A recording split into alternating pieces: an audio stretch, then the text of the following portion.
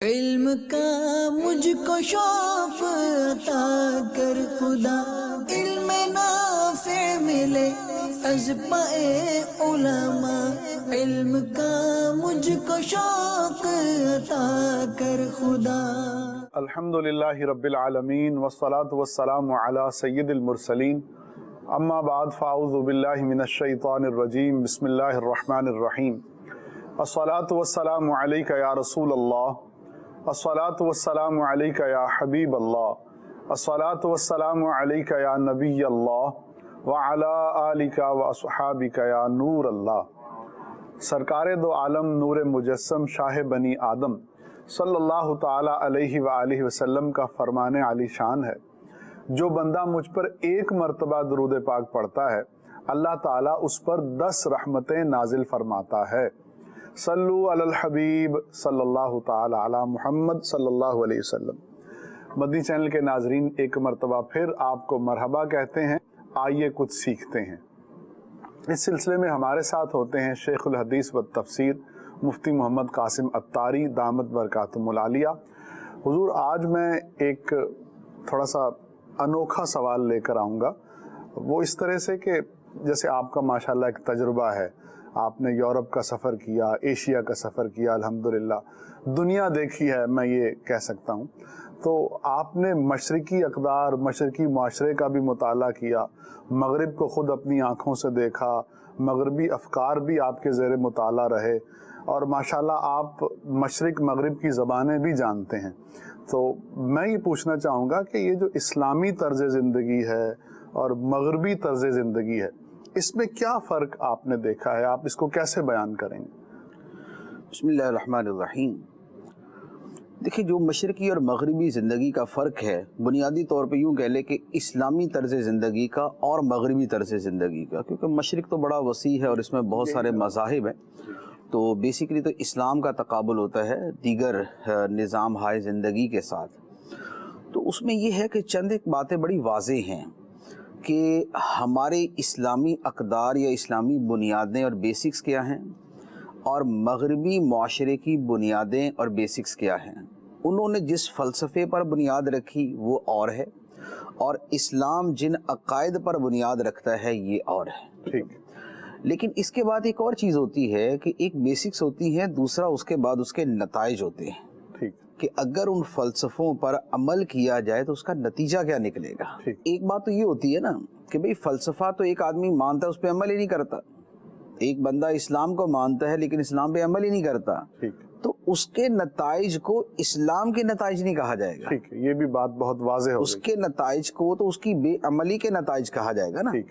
تو جب چیزوں کو ایک یوں کہہ لیں کہ معیار کے اوپر رکھ کے پرکھا جاتا ہے، تو پھر جو ان کی حقیقتیں ہیں وہ، اور جو ان کے حقیقی عمل کے نتائج ہوتے ہیں اس کو سامنے رکھ کے دیکھا جاتا ہے۔ کیونکہ بعض اوقات کیا ہوتا ہے کہ کچھ خارجی عوامل ایسے ہوتے ہیں کہ جس کی وجہ سے ظاہری اعتبار سے ایک شے بڑی اچھی نظر آ رہی ہوتی ہے، دوسری شے بڑی خراب نظر آ رہی ہوتی ہے۔ مثال کے طور پہ کسی ملک کے اوپر اگر ڈاکوؤں کی حکومت ہو جائے اور لٹیرے اس کے اوپر مسلط ہو جائیں، اور وہ اپنے ظلم و جبر کے زور پر اپنے ملک کے اندر امن و امان بحال رکھیں، جی، تو امن و امان تو بحال ہے، ٹھیک ہے، لیکن یہ کس قیمت پہ ہے اور کس بنیاد پہ ہے اس کو بھی تو دیکھنا ہوگا نا۔ جی، اور اس کو آئیڈیل کوئی بھی نہیں کہے گا کہ بھئی بھلے جو ہے نا وہ ڈاکو مسلط ہو جائیں اور وہ امن و امان قائم کر دے، لوگ کو بولیں گے نہیں یار، ہمیں ڈاکوؤں کا امن و امان نہیں چاہیے، ہمیں ان کا امن و امان چاہیے کہ جو حکمرانی کے مستحق ہو۔ تو چیزوں کو دو طرح دیکھا جاتا ہے، ایک ان کی حقیقی بنیادیں اور ایک اس کے جو نتائج عمل معاشرے کے اندر سامنے آتے ہیں۔ اب اسلامی نظام اور مغربی نظام کی جو بنیادی فرق ہیں وہ بڑے واضح ہیں۔ سب سے پہلی بات ہے کہ اسلامی معاشرہ اور اسلامی نظام زندگی یہ خدا کے تصور پر مبنی ہے، بے شک، یہ خدا پر ایمان رکھنے پر مبنی ہے، جبکہ اس کے مقابلے میں جو مغربی معاشرے کی اکثریت ہے وہ گاڈ لیس سوسائٹی، وہ بے خدا معاشرہ، وہ خدا کو نہ ماننے والے معاشرے پر مبنی۔ ٹھیک، اچھا، ان دونوں کا فرق کیا ہوتا ہے؟ ان دونوں کا جو حقیقی فرق ہے، اگر پراپر دونوں طرف عمل کیا جائے، خدا کے ماننے والے خدا کو مانتے ہوئے عمل کریں اور نہ ماننے والے نہ مانتے ہوئے عمل کریں، تو نتیجہ یہ نکلے گا کہ جب خدا کو نہیں مانا تو پھر روک ٹوک کس بات کی، پھر اس کے نتیجے میں سرکشی، طغیان اور اپنی حدود سے تجاوز کرنا یہ سامنے آئے گا، پھر بندے کی اپنی مرضی چلے گی، پھر وہ کسی کی دوسرے کی مرضی کا پابند نہیں ہوگا۔ لیکن جب وہ خدا کو مان کے چلے گا تو اس کا نتیجہ یہ ہوگا کہ وہ سمجھے گا کہ میری کچھ حدود اور قیود ہیں جو کہیں اور سے مقرر کردہ ہے۔ جو اپنے جیسوں کی مقرر کردہ حدود و قیود ہے، ہو سکتا بندہ اسے مانے، ہو سکتا ہے نہ مانے، وہ ان کے اوپر آرگیو بھی کرے گا، وہ ان کو مسترد بھی کرے گا، ان کو قبول بھی کر سکتا ہے، ان کو رد بھی کر سکتا ہے۔ لیکن جب وہ یہ کہے گا کہ میں اس کو ماننے والا ہوں جو عالم الغیبی و شہادہ ہے، سبحان اللہ، جو ماضی حال مستقبل جو ہمارے اعتبار سے ہے اس سب کو جاننے والا ہے، جو ایک ایک ذرے ذرے اور قطرے قطرے کا علم رکھنے والا ہے، سبحان اللہ، جو انسان کی ایک ایک سانس اور ایک ایک خیال کو جاننے والا ہے، جو اس کی ایک ایک حرکت و سکنت کو جاننے والا ہے، جو اس کی زندگی میں آنے والے تمام تر اتار چڑھاؤ کو جاننے والا ہے۔ بے شک بے شک۔ تو جب وہ اس ہستی پر ایمان رکھے گا تو پھر اس کو پتا ہوگا کہ میں اپنا بھلا اتنا نہیں جانتا جتنا خدا جانتا ہے، اللہ، میں اپنے افعال کے نتائج کو اتنا نہیں جانتا جتنا خدا جانتا ہے، بے شک، میں اپنے بھلے کو اور اپنے برے کو اتنا نہیں جانتا جتنا خدا جانتا ہے، میرے کسی بھی عمل کا نتیجہ میرے حق میں نکلے گا یا میرے خلاف نکلے گا، میرے لیے مفید ہوگا یا مضر ہوگا، مجھے اتنا نہیں پتا جتنا میرے پیدا کرنے والے کو پتا ہے۔ تو اب اس کا عمل پھر اس کے اعتبار سے ہو جائے۔ بہت خوب، ٹھیک ہے، تو پہلی بنیاد جو ہے وہ تو ہے عقیدہ الوہیت، عقیدہ توحید، خدا کو ماننے کا عقیدہ۔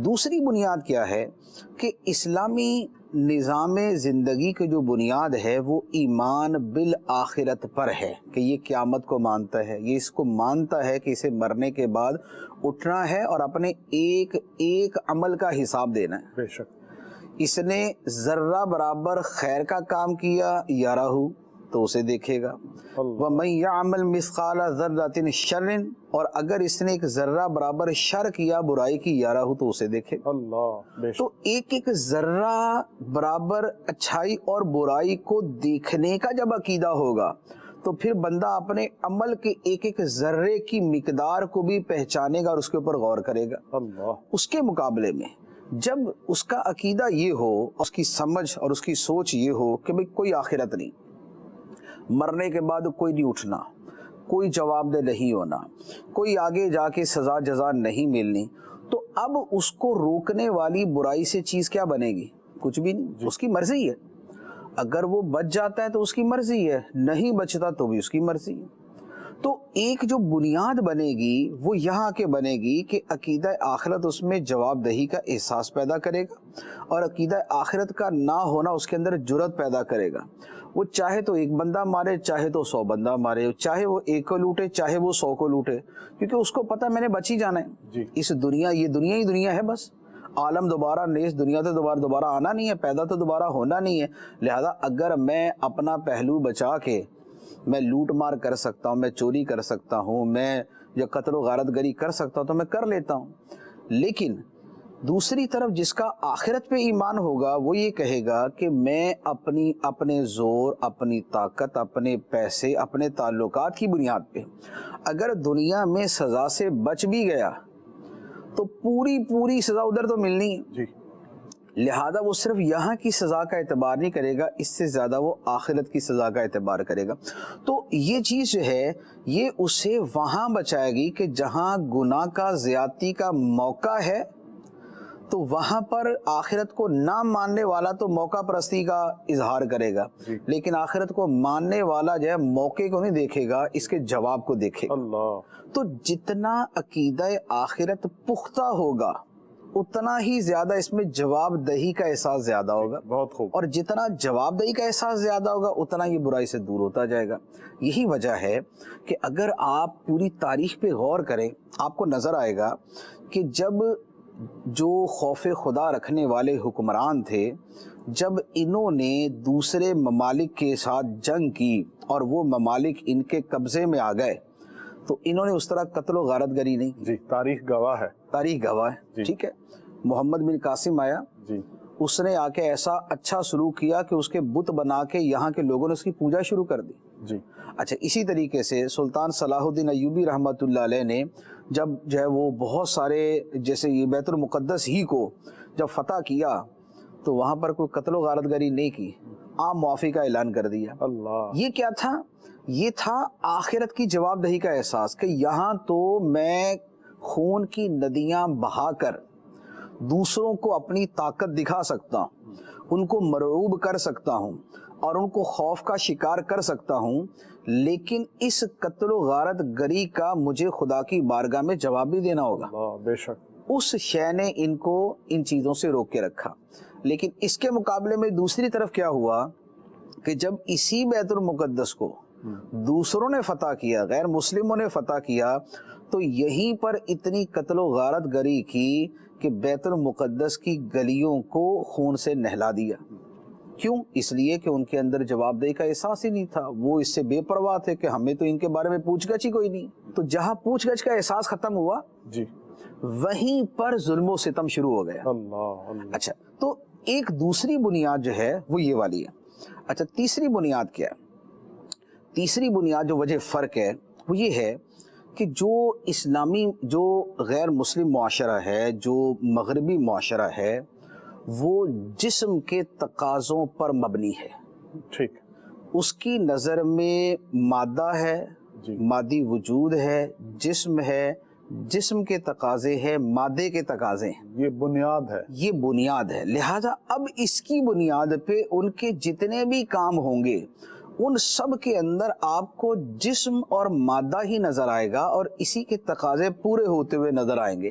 خواہ وہ جنسی خواہشات کی تسکین ہے, خواہ وہ بے حیائی کا فروغ ہے, خواہ وہ بھڑکیلے لباس پہننا بنانا ہے, یا وہ نت نئے فیشن اپنانا ہے, یا وہ یا اپنی جو ہے وہ کھانے پینے کی لذتوں کی تکمیل ہے, ان کی پوری زندگی اسی دائرے کے گرد گھومے گی.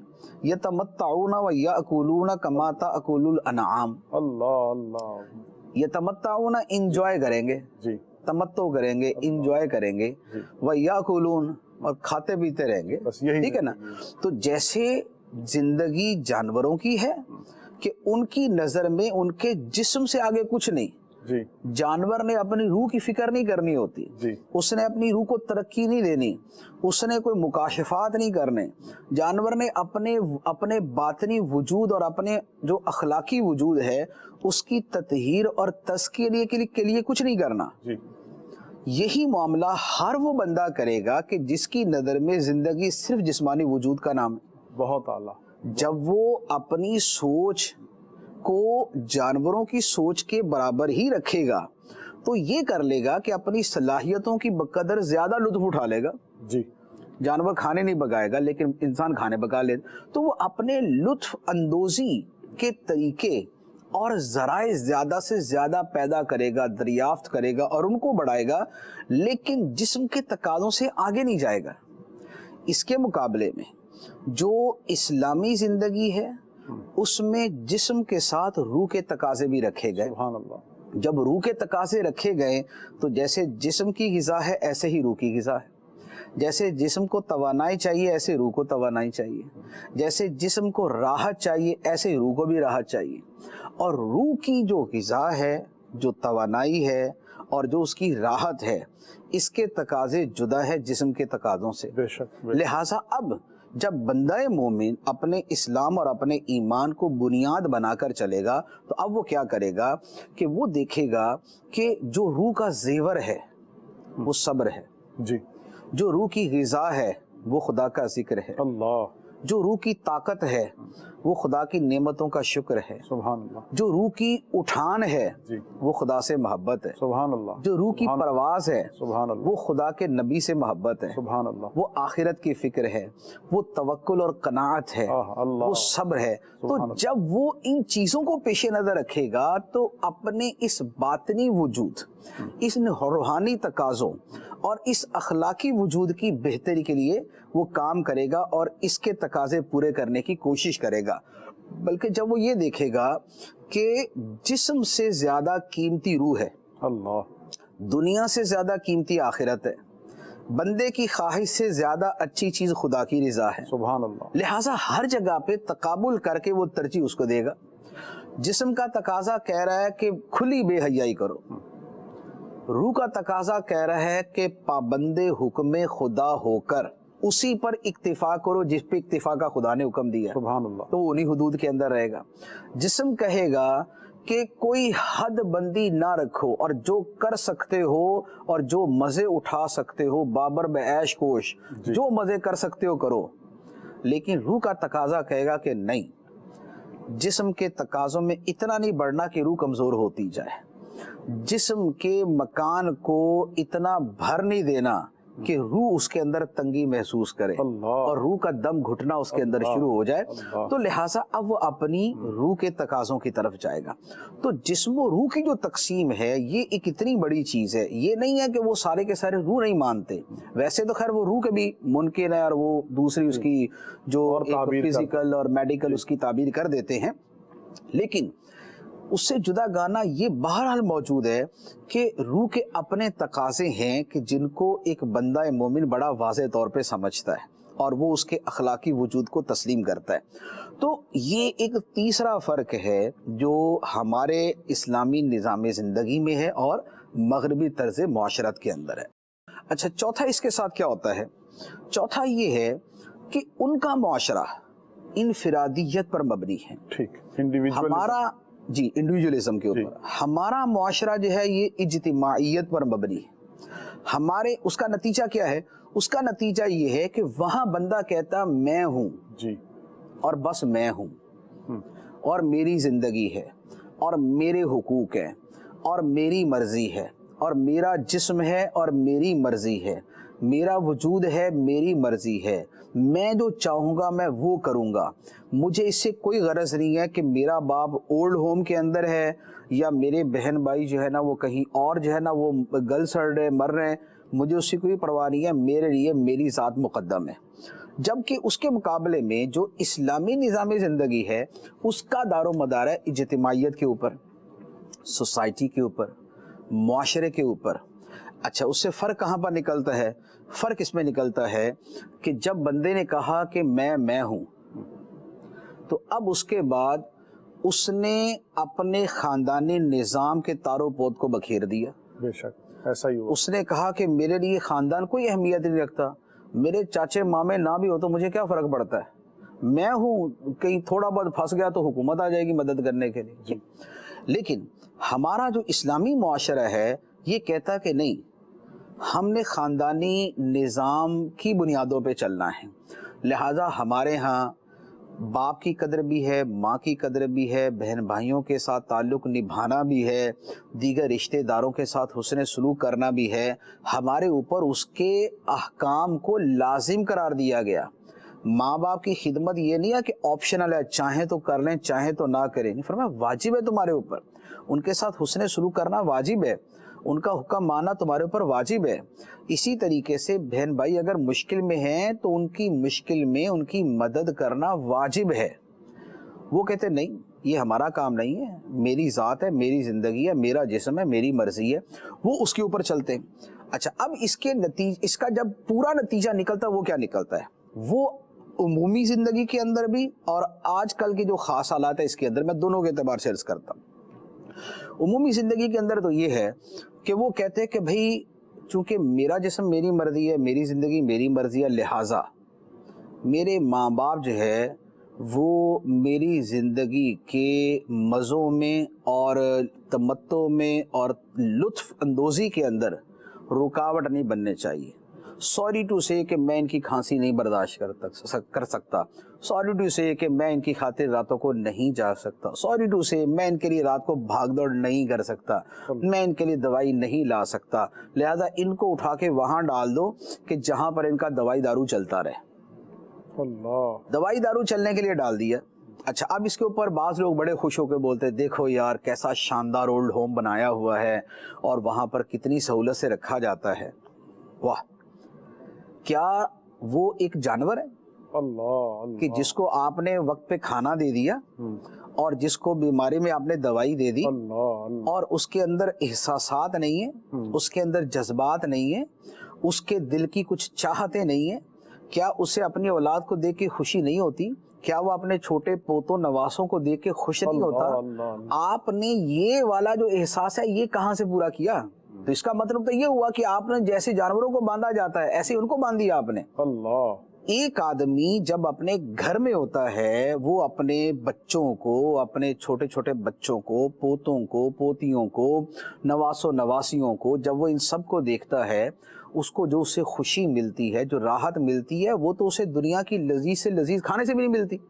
बेशक बेशक। आखिर बाप अपने बेटे को देखता है, उसको खुशी मिलती है। बेशक। वो कहता जी मुझे बच्चे को शरारतें करते, उछलते कूदते हुए देखकर जितनी खुशी होती है, इतनी खुशी दुनिया के किसी लजीज से लजीज खाना खाने के अंदर भी नहीं होती। बेशक। जो मुझे सुकून, ठंडक और राहत मिलती है वो मुझे दुनिया की किसी और शय में नहीं मिलती। तो मेरे भाई, अगर बाप को ये खुशी मिलती है तो दादा दादी को नहीं मिलेगी क्या? अल्लाह अल्लाह। उनको तो ज्यादा चाहिए जी। उनको तो ज्यादा चाहिए, क्योंकि बाप जवान है तो उसके लिए तो लुत्फ अंदोज होने के और बहुत से जराए।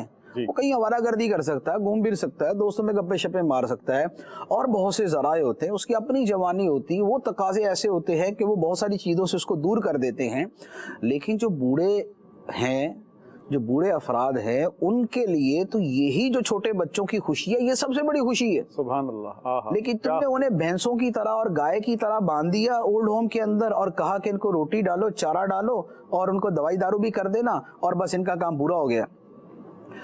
ये क्यों हुआ? ये इसलिए हुआ कि इस्लाम का मुआशरा था इज्तिमाइयत पर मबनी, खानदानी निज़ाम पे, और उनका मुआशरा था इनफरादियत पे मबनी कि भाई जो हम करें सो हम करें।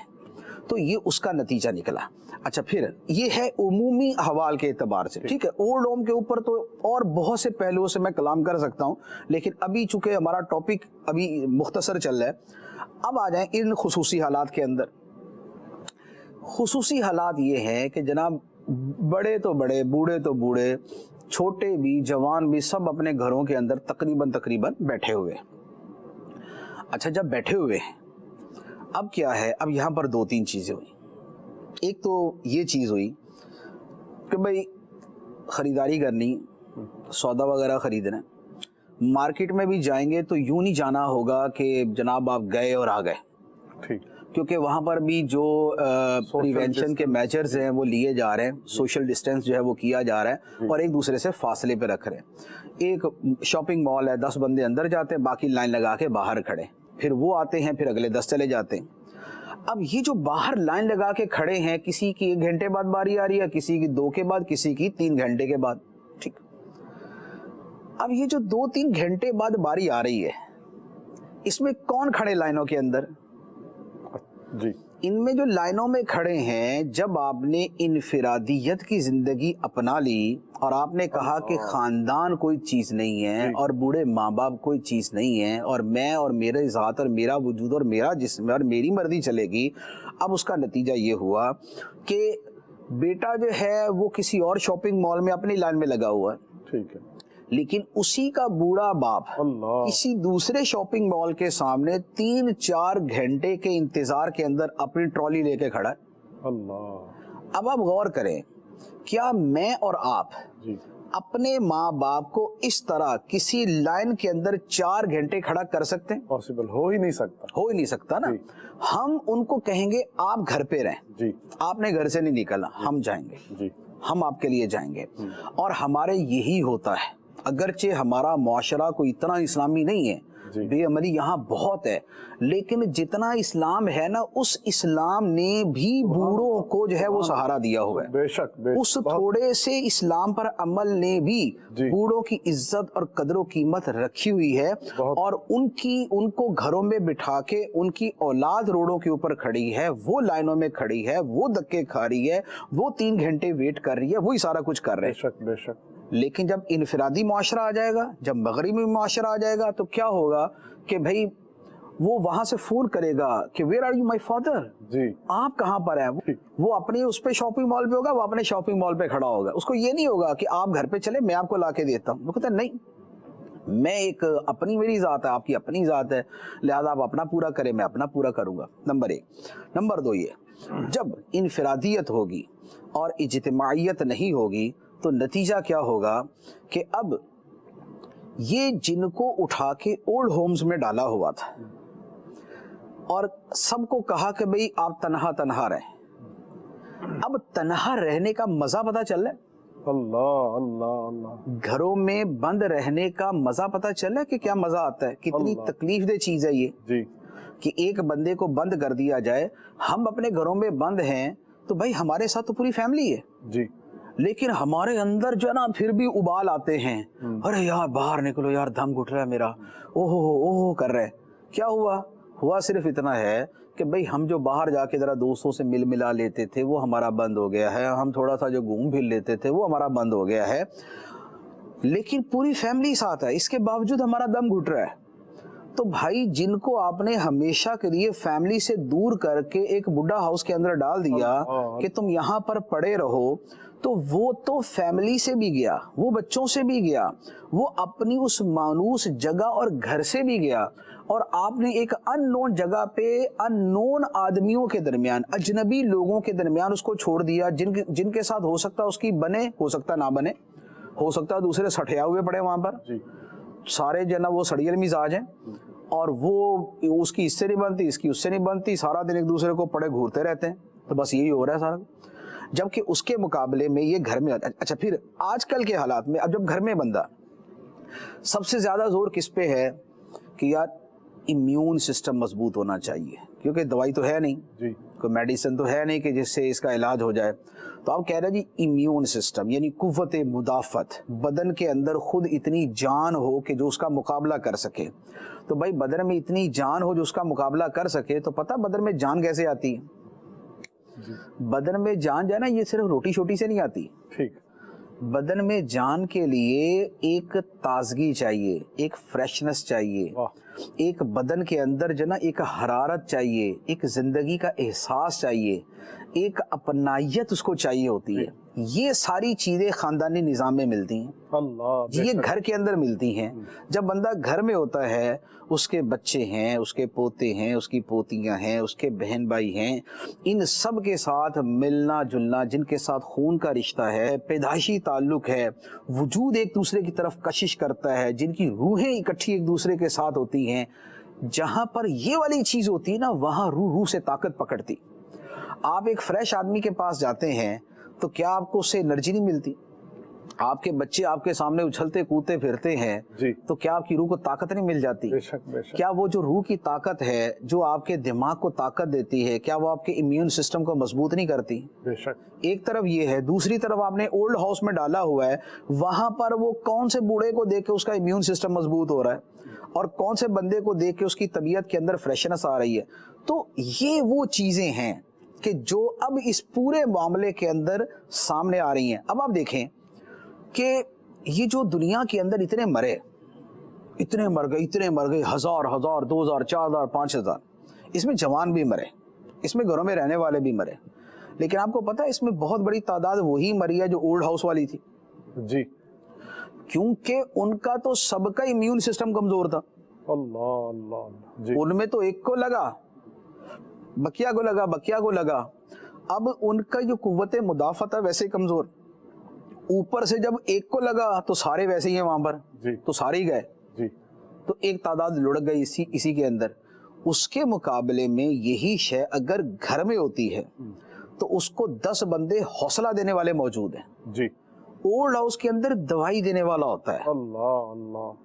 ہمت, حوصلہ اور زندگی کی جو روشنی ہے اور زندگی کا احساس دینے والا نہیں ہوتا. جی, لیکن گھر کے اندر اس کو دوائی بھی ملتی ہے, اس کو ہمت و حوصلہ بھی ملتا ہے, دوسرے جو اس کے ساتھ احساس ہمدردی سے پیش آتے ہیں उनका ये एहसास भी उसके अंदर एक जान और एक ताकत पैदा करता है।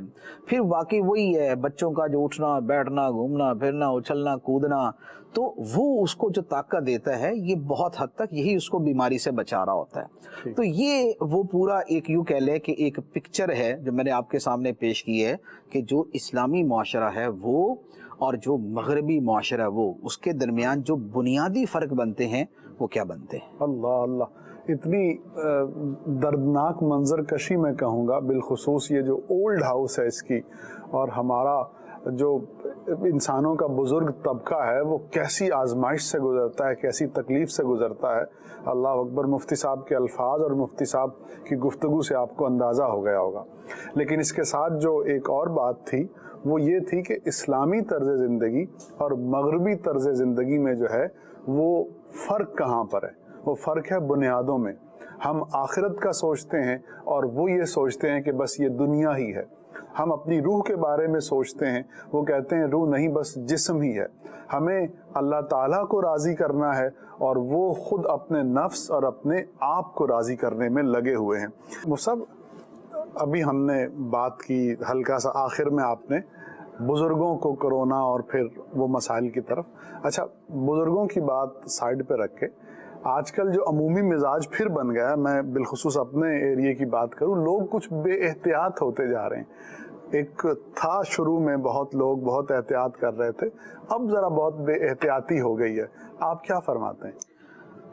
वो बात ये है कि इतनी परहेज तो हमारी कौम ने कभी की नहीं जी, और इतना ज़्यादा जो है वो एहतियात ये हमारी आदत क्या, हमारी किसी उसमें है ही नहीं। तो अब यकदम इतना कुछ करना पड़ गया तो नासेहा मत कर नसीहत, दिल मेरा घबराए है और आखिर में तेरा सर फाड़ दूंगा। तो अब तो हमारी नौयत ये होती जा रही है ना कि भाई बस बहुत हो गई, अब जो रात कब्र में बाहर नहीं आनी, ठीक है, और जो मरना है सो मरना है। तो अब लोगों की हालत ये होती जा रही है।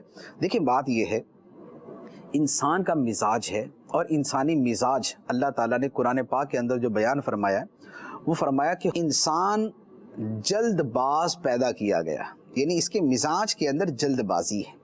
अच्छा, इसी तरह फरमाया वकानल इंसानो अजूला, इंसान बड़ा जल्दबाज है। या फरमाया इन्नहु काना ज़लूमन जहूला, ये बड़ा जालिम, अपने जान पे ज्यादती करने वाला और बड़ा ला इल्म है, जाहिल है। तो इंसान जो है वो बेसिकली होता क्या है कि जज्बात का असीर होता है, ख्वाहिशात का असीर होता है। जब कुछ ख्वाहिशात उस पर गालिब आती हैं तो फिर वो सारी चीज़ों को एक साइड में कर देता है। तो अब हो ये रहा है कि लोग इतने दिन से परहेज़ें कर रहे हैं और अब परहेज़ कर कर के यूं ही कह लें कि अब उकता गए और अब कह रहे हैं कि नहीं बस अब ये जंजीरें तोड़ो और अब हमने बाहर निकलना है। लेकिन बात यह है कि ये अक्लमंदी नहीं है, ये हमाकत है।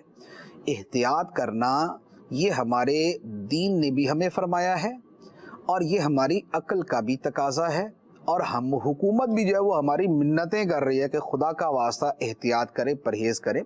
तो लिहाजा जो एहतियात शुरू में अपनाई थी उसको चलते रखें। थोड़े दिन इंशाअल्लाह अज़्ज़ा वजल ये मामला हल हो जाएगा, तो फिर जो भी आपके जायज़ काम है और आपका मिलना मिलाना सब चलता रहेगा। लेकिन अभी सूरत हाल ये है कि अभी वो जो चंद एक दोस्त होते हैं, इकट्ठे होते हैं, मौज मस्ती करते हैं, बैठते हैं और सारी एहतियातों को जिसे कहते हैं ना बाला ताक रख देते हैं। बल्कि जो उनकी गैदरिंग में नहीं आने वाले, जो आते थे और अब नहीं आ रहे, तो उनको भी जो है वो किसी ना किसी तरीके से, अरे यार तू डर गया, अरे यार तू बुज़दिल हो गया, यार तुझे समझ नहीं आती है, क्या हो गया यार, बस कैसी बातें कर। तो वो यूँ जैसे ना वर्गलाने वाला काम तो वो ये करते। तो देखें, एक बंदा अगर अपने घर में बैठा है और वो एहतियात कर रहा है, परहेज़ कर रहा है, वो अच्छा कर रहा है। आप जो मिलजुल के बैठ रहे हैं और उसे भी दावत दे रहे, आप गलत कर रहे हैं। तो समझाना तो आपको चाहिए ना, ये कि आप मिलजुल के उस बंदे को समझाना शुरू कर दें। तो परहेज़ जो है इसे जारी रखें। अभी तक जितनी परहेज़ की है इससे कोई क़यामत बर्पा नहीं हो गई, इससे कोई हमारा जनाब बिल्कुल ज़मीन और आसमान एक नहीं हो गए, या आसमान नीचे नहीं आ गया, ज़मीन ऊपर नहीं चली गई। जो परहेज़ एहतियात है करते रहना चाहिए। और थोड़ा सा अपना जहन बनाने की बात होती है, जहन बना लेते हैं तो एहतियात करना आसान हो जाता है। लिहाजा बे एहतियाती की तरह हरगिज़ ना जाएं। जी, कुछ कॉल्स मैं चाहूँगा शामिल सिलसिला की जाएं। जी, कॉल चला दीजिए। आपसे एक सवाल करना था कि आजकल जो लॉकडाउन की वजह से लोग बाग बैठे हुए परेशानियों में, इस सूरत हाल में भी कुछ लोग ऐसे हैं जो पतंग उड़ा रहे हैं छतों पर, रोडों पर, तो इससे लोगों को तकलीफ पहुंच रही है, इनके बारे में आप क्या फरमाते हैं? ये एक अलमिया ही कह सकते हैं कि परहेज़ें और एहतियातें ये करने का वक्त है, और उसके साथ उससे ज़्यादा ये खुदा से डरने का वक्त है। लेकिन बहुत से लोग अपने वही पुरानी खसलतों और आदतों की वजह से अपनी साबिका ईज़ा रसानी, तकलीफ़ देने की जो खसलत है, उसे बदलने को तैयार नहीं होते।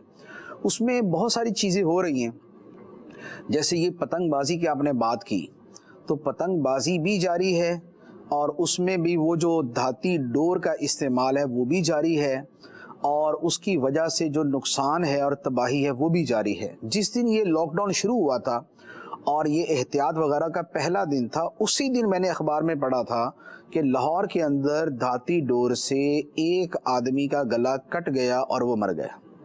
ये पहले दिन की बात है। तो अभी भी अगर नहीं सुधरेंगे तो खुदा ना खास्ता आप ही को कोरोना हो गया और आप ही मौत के घाट उतर गए, तो ये जो गुनाहों का पूरा अंबार अपने साथ लेके जाएंगे, इसका कैसे जवाब देंगे? तो लिहाजा हरगिज़ ये वाले काम ना करें कि जो दूसरों की अजियत और तकलीफ़ का बायस हैं। छतों पे चढ़ना जिससे दूसरों के घर में नज़र पड़ती है, या जानबूझ के झांकते हैं, या डेक और म्यूज़िक लगाते हैं जो दूसरों की तकलीफ़ और ईज़ा का बायस बनते हैं, तो ये सारी की सारी चीज़ें ये शरअन निहायत गलत हैं, और कई चीज़ें सीधी सीधी नाजायज़ व हराम हैं। अच्छा, इसी तरीके से जो गलियों के अंदर ये क्रिकेट खेलने का मरज़ है, वो वैसे तो कम हुआ है लेकिन कुछ ना कुछ बाकी है। अच्छा, इसी तरह तीसरे नंबर पे कई लड़कों का और अफराद का मिल के किसी भी जो है वो जगह पे बैठ जाना, गली मोहल्लों में बैठ जाना, रात को शोर शराबा करना, ये अभी भी जारी। हालांकि इनके ऊपर तो पूरी दफ़ा 144 लगानी चाहिए। तो ये ईज़ा देने वाले काम जो है ये ना करें। मेहरबानी करेंगे तो आप पे मेहरबानी होगी, जुल्म करेंगे तो आप पे सख्ती होगी, खुदा की तरफ से सख्ती होगी। तो वो तकलीफ़ ना दे दूसरों को, लोगों के लिए राहत का सबब बने। नबी पाक अलैहिस्सलाम ने जो मोमिन की पहचान बयान फरमाई कि मुसलमान वो है जिसके हाथ और ज़बान से दूसरे मुसलमान महफूज रहें। पतंग उड़ाने वाले के हाथ से दूसरे मुसलमान महफूज नहीं होते। इसी तरह जो रात को शोर करते हैं, इनकी ज़बान से दूसरे मुसलमान महफूज नहीं होते। तो मुसलमान बने, मोमिन बने। जी, कुछ फेसबुक मैसेजेस शामिल करते हैं। कुछ लोग ये जुमले बोलते हैं जब उनको कोई दीनी मसला समझाया जाए, अल्लाह पाक माफ़ करने वाला है, और फिर इन जुमलों की आड़ में बहुत कुछ कर जाते हैं। क्या फरमाते हैं? देखिए, अल्लाह ताला माफ़ करने वाला है, इसमें तो कोई शक ही नहीं है जी। लेकिन अल्लाह ताला सिर्फ माफ़ करने वाला ही नहीं है ना, अल्लाह ताला सज़ा भी देने वाला है। कुरान पाक के अंदर है, फरमाया व नब्बी इबादी अन्नी अनल गफूरुर रहीम व अन्ना अज़ाबी हुवल अज़ाबुल अलीम। अल्लाह अल्लाह। फरमाया कि मेरे बंदों को बता दो, खबरदार कर दो कि बेशक मैं बख्शने वाला मेहरबान हूँ, और ये भी बता दो कि मेरा अजाब बड़ा दर्दनाक अजाब है। तो आप देख रहे अल्लाह ताला ने तो दोनों ही चीज़ों को बयान किया ना, कि वो जज़ा भी देने वाला है, वो सज़ा भी देने वाला है, वो बख्शने वाला भी है लेकिन वो सज़ा भी देने वाला है। तो लिहाजा सिर्फ रहमत पे भरोसा करके गुनाह करना सिवाय हमाकत के और कुछ नहीं है। ठीक। एक और मैसेज मैं उसका खुलासा अर्ज़ कर दूं, काफ़ी तवील वो सवाल है। जैसे शब बारात की आमद है और अब एक सिलसिला शुरू होगा कि लोग सोशल मीडिया पे, व्हाट्सएप पे, फेसबुक पे एक दूसरे से माफ़ी मांगेंगे। बस वो एक ब्रॉडकास्ट लिस्ट बनाई है और उसमें मैसेज जो है वो छोड़ देते हैं और वो 100-200 लोगों को पहुंच जाता है। तो ये माफ़ी मांगने का दुरुस्त तरीका है?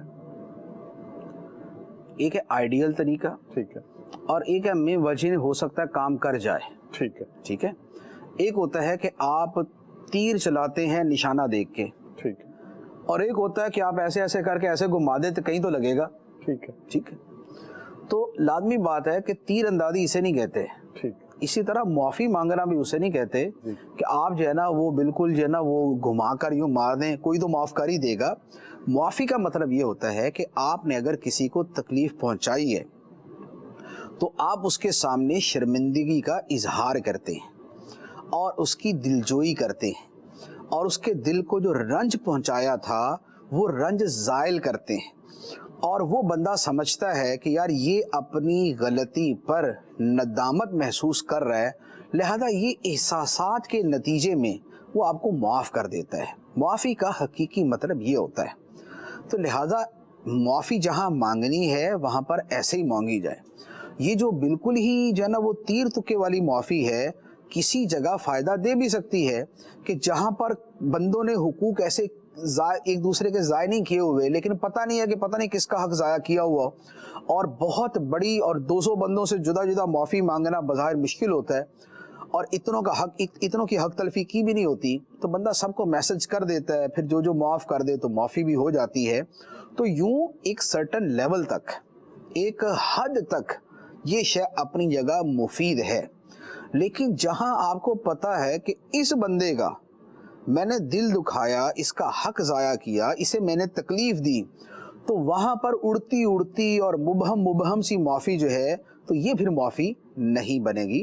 لہذا معافی مانگنے میں جو حقیقی طریقہ ہے وہ اختیار کیا جائے کہ جسے کہتے ہیں معافی مانگنا، کہ یار اس بندے نے مجھ سے معافی مانگی ہے، وہی معافی مانگی جائے۔ ورنہ اب کیا ہو رہا ہے کہ اب آہستہ آہستہ لوگ الٹا ناراض ہو رہے ہیں کہ یار یہ کون سا طریقہ ہوا کہ بھئی جناب یوں کر کے مجھے بھیج دیا کہ بس یہ جی معاف کر دینا۔ تو ایسے تھوڑی معافی ہوتی ہے۔ ایک ہوتا ہے کہ ایک بندہ اتنے ساروں سے معافی مانگ ہی نہیں سکتا، جیسے امیر اہل سنت بھی مدنی چینل کے اوپر کئی مرتبہ جو ہے وہ اجتماعی ایک عوامی معافی مانگتے کہ بھئی میں نے کبھی کسی کا دل دکھایا ہو، کسی کو تکلیف پہنچی تو مجھے معاف کر دیں۔ وجہ ظاہر ہے کہ امیر اہل سنت لوگوں کو جانتے نہیں ہیں، اور کس کا جانے انجانے میں کیا ہو گیا اس کا پتہ نہیں ہوتا، تو اب ان کے لیے تو ممکن نہیں ہے کہ وہ ایک بندے سے رابطہ کرے جس کا نمبر بھی نہیں ہے، جس کا پتہ بھی نہیں ہے، جس کا نام بھی پتہ نہیں ہے۔ تو وہ تو اس انداز میں کر سکتے ہیں، یا اور اسی طرح کے جو افراد ہوں وہ کر سکتے ہیں، لیکن یہ نہیں ہے کہ پورے محلے کو پورا سال تنگ کر کے رکھا اور پورے جنا راتیں ان کی برباد کی اور شور شرابہ کیا، اور اب آپ جناب جس کو کہتے ہیں نا کہ بس وہ انڈر دا ٹیبل چھوٹی سی معافی آگے بڑھا دیں کہ جناب معاف کر دیں، یہ معافی نہیں ہے۔ یہ جی حضور، ایک اور سوال ہے کہ غیر مسلم کو اسلام کی دعوت دینے کا صحیح طریقہ کیا ہے؟ کیسے اس کو اسلام کی طرف مائل کیا جائے؟ غیر مسلم کو اسلام کی دعوت دینے میں دو چیزیں ہیں۔ پہلی چیز تو یہ ہے کہ خود آپ کا اپنا عمل ایسا ہو جو اس کو دعوت دے۔ زبان کی دعوت سے زیادہ جو عمل کی دعوت ہے وہ مؤثر ثابت ہوتی ہے۔ اس لیے کہتے ہیں نا کہ actions speak louder than words, کہ جو بندے کے اعمال ہیں یہ اس کے الفاظ سے زیادہ مؤثر ثابت ہوتے ہیں۔ تو ہمارا کردار ایسا ہونا چاہیے کہ جو دوسروں کو اسلام کی طرف لے آئے۔ نبی پاک صلی اللہ علیہ وآلہ وسلم نے جو اپنی قوم کو اسلام کی دعوت دی تھی، تو نبی پاک علیہ السلام نے اس میں باقاعدہ فرمایا کہ میں تم میں لبثت فیکم عمرا افلا تعقلون، فرمایا کہ میں تم میں ایک زندگی گزار چکا ہوں، تو کیا تمہیں سمجھ نہیں؟ مراد یہ کہ میری زندگی اتنی تمہارے اندر گزر چکی ہے، اور میں نے پوری زندگی کبھی جھوٹ نہیں بولا، کبھی خیانت نہیں کی، کبھی امانت کے اندر کوئی حق تلفی نہیں کی۔ اب اگر میں ایک دعویٰ کر رہا ہوں تو یہ جھوٹا نہیں ہوگا، یہ ایک سچے کا سچا دعویٰ۔ تو جو عمل ہوتا ہے اس کی دعوت الفاظ کی دعوت سے زیادہ طاقتور ہوتی ہے۔ اور اسی طرح شروع میں جو اسلام پھیلا تھا، جو ہمارے اس خطے میں، بر صغیر میں، اسی طرح انڈونیشیا، ملائیشیا اور کئی ممالک میں جو اسلام پھیلا تھا، یہ مسلمان تاجروں نے پھیلایا تھا۔ مسلمان تاجر جو ہیں وہ تلواریں لے کر نہیں گئے تھے، وہ اپنا مال بیچنے کے لیے لے کر گئے، لیکن اس بیچنے میں جس دیانت داری کا مظاہرہ کیا، جس حسن سلوک کا مظاہرہ کیا، جس اپنائیت کا مظاہرہ کیا، اس کا نتیجہ یہ ہوا کہ وہ لوگ کلمہ پڑھ کے مسلمان ہو گئے۔ تو عمل کے ذریعے دعوت دینا یہ بڑا اہم ہے۔ تو ایک تو عمل کے ذریعے، اب یہ ہے کہ زبان سے کیسے دعوت دے۔ تو زبان سے دعوت دینے کا سب سے پہلے یہ ضروری ہے کہ آپ کو علم ہونا چاہیے۔ اگر بالکل عامی آدمی ہے کہ سامنے والا कोई साहिब इल्म नहीं है तो फिर तो जो थोड़ा बहुत जानते हैं आप उसको इस्लाम की हकानियत बता दें। लेकिन अगर सामने को ऐसा इंटेलेक्चुअल है, पढ़ा लिखा आदमी है कि जिसको सादा सी आप दावत देंगे तो उल्टा वो और कुफर पे पक्का हो जाएगा कि आप उसकी बातों का जवाब ही नहीं दे सकते, तो फिर आप पहले इल्म सीखें और इल्म सीख कर उसे दावत दें अल्लाह के बारे में, अल्लाह के नबी अलैहिस्सलाम की सीरत के बारे में और कुरान की जो अखलाकी तालीमात हैं और इस्लाम के अहकाम की जो हिकमतें हैं, अगर आपको ये मालूम होगी तो आपके लिए दावत देना आसान होगा। जी, और हमारा किरदार जो है वो एक दावत की बहुत बड़ी किस्म है। हम अपने किरदार के ज़रिए अगर हम गैर मुस्लिमों में रहते हैं और वहाँ रहकर हम अपने किरदार को मुकम्मल इस्लामी तरीके के मुताबिक अगर बना लेते हैं तो हमारा किरदार ही एक चलती फिरती दावत बन जाएगा। मुफ्ती साहब से बहुत से सवालात होते हैं, आज भी एक अनोखा सवाल है। ये तो मुझे मालूम है कि यूनिवर्सिटीज़ कॉलेजेस से लोग हुजूर आपके पास आते हैं, बिलमुशाफा मिलते हैं और वो आपसे रहनुमाई लेते हैं। SMS भी एक इस तरह का आया है और एक यूनिवर्सिटी की तालिबा हैं और वो ये कह रही हैं कि मैं कोरोना वायरस के हवाले से कुछ तहकीक करना चाहती हूँ, अगर आप इस हवाले से कोई टॉपिक दे दें या कुछ तजावीज़ दे दें तो बहुत अच्छा रहेगा। अच्छा देखिए, कोरोना के इस मौजूदा सूरत हाल के पेश नज़र जो तहकीकात के मौजू हैं वो बहुत सारे हैं, क्योंकि अब हमारे सामने आहिस्ता आहिस्ता चीज़ें सामने आ रही हैं और तहकीक के अंदर आपको पता है कि तहकीक कभी भी बहुत जनरल नहीं होती, तहकीक स्पेसिफिक की जाती है, क्योंकि स्पेसिफिक करेंगे तो आप उसका हक अदा कर पाते हैं। बहुत ज़्यादा जनरलाइज आप कर देते हैं तो फिर वो आप इहाता ही नहीं कर पाते उन चीज़ों का और चीज़ें जो है वो मुबहम रह जाती हैं और अनएक्सप्लेन रह जाती हैं। अब हमारी इस वक्त जो सूरत हाल है, इसमें अगर इब्तिदा से लेकर आप इंतहा की तरफ जाएं, इसकी इब्तिदा देखेंगे तो आप फिर इसके असबाब की तरफ जाएंगे कि कोरोना के बारे में हकीकी और कोरोना के हकीकी और गैर हकीकी असबाब। ठीक है, क्योंकि रिसर्च से ये तो सामने आ ही जाएगा ना कि इसका असल सबब क्या है। ठीक है, लेकिन उससे पहले जो 70-75 वैसे ही पता है जी कि पता नहीं जनाब गाजरे खाने से हुआ है, मूलियाँ खाने से हुआ है, तो वो जो रंग बिरंगी उड़ी हुई हैं वो सारी की सारी चीज़ें। अच्छा, फिर उसका जो इम्पैक्ट हुआ, क्योंकि अफवाहों का और गलत बातों का इम्पैक्ट बहरहाल लोगों पर बड़ी दूर तक जाता है जी। तो अब इसका इम्पैक्ट कितनी गहराई तक हुआ, अब जो चीज़ थी उसने जितना जितना असर किया, नंबर 1। नंबर 2, अक़वाम का और अफराद का इस एतबार से तज्जिया या तकाबुल, तज्जिया और तकाबुल के अफवाहों पर इनका रद्द अमल कैसा था जी। क्या फर्क था या एक जैसा था? बहुत दिलचस्प तहरीर होगी पाकिस्तानी कॉन्टेक्स्ट में। क्योंकि होता ये है कि हम ये समझते हैं कि यार ये जो थोड़े से कम पढ़े लिखे मुल्क हैं, गरीब मुल्क हैं, यहाँ पर अफवाह साजी ज़्यादा है और यहाँ पर अफवाहों पर तवज्जो देने का अमल ज़्यादा है। इसके मुकाबले में पढ़े लिखे मुल्कों में ऐसा नहीं है जी। लेकिन जब आप रिसर्च करेंगे तो आपको पता चलेगा कि जनाब सारे एक जैसे हैं और सबके दरमियान सब में जो खौफ का अमल और असर है वो तकरीबन एक जैसा ही होता है। बहुत थोड़े लोग हैं कि जिनके अंदर जो यूँ कह लें कि इंटेलेक्ट की बुनियाद पे सोचते हैं और अक्ल की बुनियाद पे सोचते हैं, वरना अक्सरियत का मामला ये है कि खौफ ऐसी चीज़ है कि जो ना वो एक ही सफ में खड़े हो गए महमूद व याद वाला मामला कर देता है। बादशाह सलामत भी करंटीना में बैठे होते हैं और मजदूर सलामत भी करंटीना के अंदर ही बैठे होते हैं और दोनों डर से ही बैठे होते हैं, होता है दोनों को ही नहीं है जी। तो ये जो तज्जिए और ये जो रवैयों का तज्जिया है ना, ये एक बड़ा दिलचस्प मौजू है। अच्छा, फिर इसी तरह हलाल व हराम का फ़लसफ़ा, ये बड़ा अहम है और इस पर हमेशा से जो उलमा है वो कहते रहे, क्योंकि हलाल व हराम का जो साइंसी तज्जिया है वो उलमा नहीं करेंगे, साइंस का मौजू है तो जो मुस्लिम साइंटिस्ट हैं इस पर वो काम करें।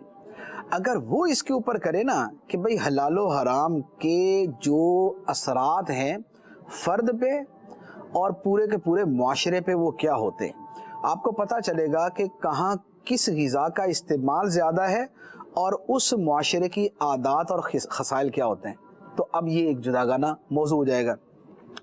अच्छा, फिर इसके साथ साथ कि یہ جتنا سارے کا سارا ماحول ہے، اس ماحول میں ہر بندے کو احساس ہوا کہ یار فارغ وقت میں کیا کرنا ہے. جی پہلے ہی ہوتا تھا بچوں کو چھٹیاں ہوتی تھیں، بڑے پھر بھی اپنی روٹین میں چل رہے ہوتے تھے، یا چھٹیوں میں کسی سیر کا پروگرام بنا لیتے تھے کہ چلو جناب کوئی عمرے پہ چلا گیا تو کوئی پیرس چلا گیا اور کوئی مری چلا گیا، تو یوں مل جل کے سب ہو رہا تھا.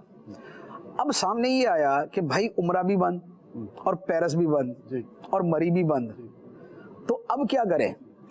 یہ جو کنڈیشن سامنے آئی ہے، کیونکہ ہوگا یہ کہ ہمیشہ ایسی کنڈیشن بار بار نہیں آئے گی، بڑے عرصے بعد جا کے کبھی ایسی آئے گی، تو آئندہ یہ تو نہیں ہوگا کہ لوگوں کے لیے سب کچھ بند ہو جائے، لیکن ایک بہت بڑی تعداد وہ ہوگی جو نہ عمرے کے پیسے رکھتی ہے، نہ پیرس جانے کے پیسے رکھتی ہے، اور نہ مری جانے کے پیسے رکھتی ہے.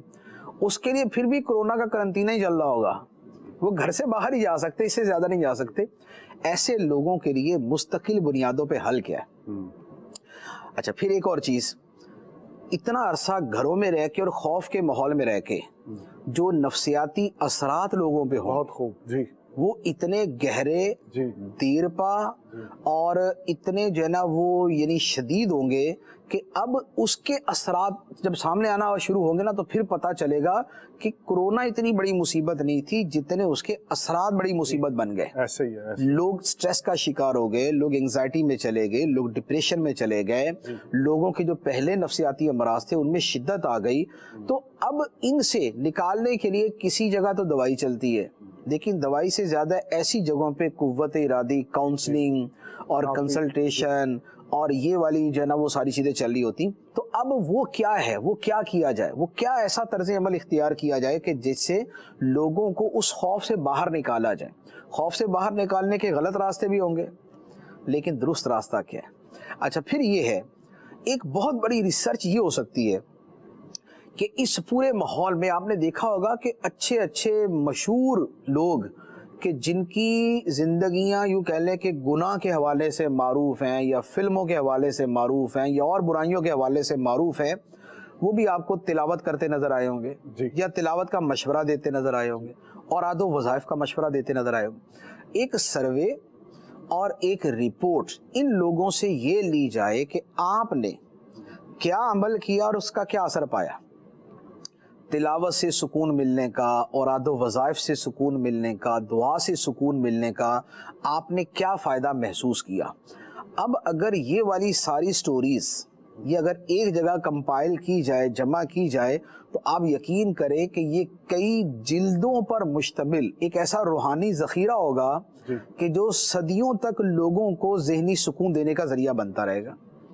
تو ایک انداز کے اندر یہ تحقیق بھی ہو سکتی ہے. تو یوں اس طرح مختلف پہلو ہیں کہ جن کو سامنے رکھے تحقیق کی جائے. ماشاءاللہ مصعب، آپ نے جو چیزیں بتائی ہیں یہ مختلف ڈومینز میں فال کرتی ہیں. کچھ سوشل سائنسز کے اسٹوڈنٹس کے لیے، کچھ اسلامک اسٹڈیز کے اسٹوڈنٹس کے لیے، کچھ میڈیکل سائنس والوں کے لیے اور کچھ لٹریچر والوں کے لیے بھی. تو ماشاءاللہ ایک بڑی کمپریہنسو ایڈوائس ہو گئی. ایک اور موضوع ہے اس میں، جی ڈو مور کی تفصیل. ٹھیک ہے، ڈو مور کی تفصیل. ڈو مور کی تفصیل. جی ڈو مور یہ ہے کہ بھی ابھی آپ کو کچھ اور بھی کرنا پڑے گا. ٹھیک ہے. پہلے یہ بڑے ملک نا چھوٹے ملکوں سے کہتے تھے جی کہ بھئی ہم سے پیسے لیے ہیں، ہم سے قرضہ لیا ہے، تو تمہیں کچھ اور بھی اقدامات کرنے پڑیں گے ایجوکیشن میں، فلاں میں، فلاں میں، فلاں میں. ٹھیک ہے، تو پہلے ڈو مور بڑے ملک چھوٹے ملکوں کو کہتے تھے. اب جب سے یہ کورونا آیا نا تو چھوٹے ملک بڑے ملکوں کو کہہ رہے ڈو مور ڈو مور. بھئی ابھی تک جتنی دوائیاں بنائی ہیں یہ کافی نہیں ہو رہی، کچھ اور بناؤ. ابھی تک جو آلات بنائے ہیں یہ کافی نہیں ہو رہے، کچھ اور بناؤ. تو یہ ڈو مور جو ہے نا یہ وائس ورثہ ہو گیا، یہ الٹ ہو گیا ہے اور اب یہ دوسری طرف متوجہ ہو گیا. تو ایک اس انداز کو بھی لیا جا سکتا ہے کہ کون سی چیزیں وہ تھی کہ جو پہلے امیر ملکوں سے غریبوں کی طرف ہوتی تھی اور اب کون سی وہ ہے جو غریبوں سے امیروں کی طرف ہو گئی. پھر ایک اور بہت بڑا موضوع ہے اور اس پر تو بالکل تحقیق ہونی چاہیے کہ بھائی کتنا پیسہ آج تک اسلحہ بنانے اور بیچنے اور خریدنے پہ لگا اور وہ چاند پہ جانے اور وہ مریخ پہ گاڑی بھیجنے پہ لگا جہاں پر پہنچنا نہیں ہم نے، تو کتنا وہاں لگا. اور وہی پیسہ اگر آپ نے غریبوں کی بھوک دور کرنے کے لیے اللہ، اور پوری دنیا کے بھوکوں کا پیٹ بھرنے کے لیے اور خط غربت کو ختم کرنے اور اس کو جو ہے وہ کم سے کم کرنے کے لیے استعمال کرتے، اور بے گھروں کے گھر بنانے کے لیے اور بے سہاروں کے سہارے کے لیے اگر وہی خربوں ڈالر کا پیسہ استعمال ہوتا تو کیا دنیا ایسی ہی ہوتی جیسی اب ہے؟ جی تو ایک یہ بہت بڑا موضوع تحقیق ہے. جی یقیناً بہت بڑا موضوع تحقیق ہے. حضور کچھ سوالات ہیں، ذرا جلدی میں چاہوں گا لے لوں. دعا کا صحیح طریقہ کیا ہے؟ یہ ایک SMS آیا ہے. دیکھیے دعا کا صحیح طریقہ تو یہ ہے کہ دعا سے پہلے اللہ کی حمد، درود پاک، اس کے بعد اپنی دعا، اور دعا کے اندر جو ہے وہ گڑ گڑانا اور اس کا تکرار اور اس پر اس کی قبولیت کا یقین رکھنا. تو یہ چیزیں ہیں. پھر آخر کے اندر بھی درود پاک پڑھا جائے. تو یہ وہ چیزیں ہیں کہ جو دعا کی قبولیت کے اندر ممد و معاون ثابت ہوتی ہیں، اور یہ دعا کا طریقہ بھی. حضور ایک اور SMS کے تہجد کا صحیح طریقہ کیا ہے؟ تہجد کیسے ادا کی جائے؟ تہجد کا وقت یہ ہے کہ عشاء کی نماز پڑھنے کے بعد اگر کوئی بندہ تھوڑی دیر کے لیے بھی سو جائے تو سونے سے اٹھنے کے بعد فجر کا وقت شروع ہونے سے پہلے اب اس کے پاس تہجد کا وقت ہے. عشاء کے بعد کوئی بندہ 1 گھنٹہ سو کے اٹھا تو تہجد کا وقت شروع ہو گیا، یا وہ فجر کا وقت شروع ہونے سے 10 منٹ پہلے اٹھا تو وہ تہجد کا وقت ہے. اب وہ اٹھ کے رکعات کی صورت میں نوافل پڑھے گا، 2 پڑھے، 4 پڑھے، 6 پڑھے، تو یہ جو اس کی رکعات ہوں گی یہ تہجد قرار پائیں گی.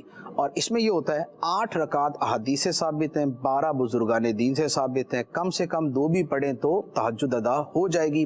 اور پھر اس کے ساتھ یہ ہے کہ اگر کوئی آدمی تہجد کا عادی ہے یا کسی دن اس کو پتا ہے کہ اس نے یقیناً تہجد کے لیے اٹھنا، اس کی فلائٹ ہے، اس نے اٹھنا ہی اٹھنا ہے، تو پھر اس کے لیے بہتر یہ ہے کہ وطر کی نماز رات میں نہ پڑھے، بلکہ رات میں اٹھ کے جب تہجد پڑھے تو پھر تہجد کے بعد وطر کی نماز پڑھے. وطر جو ہے یہ رات کی آخری نماز ہونی چاہیے. ٹھیک جی. مدنی چینل کے ناظرین، سلسلے کا وقت ختم ہو چکا ہے، بہت سے سوالات باقی ہیں.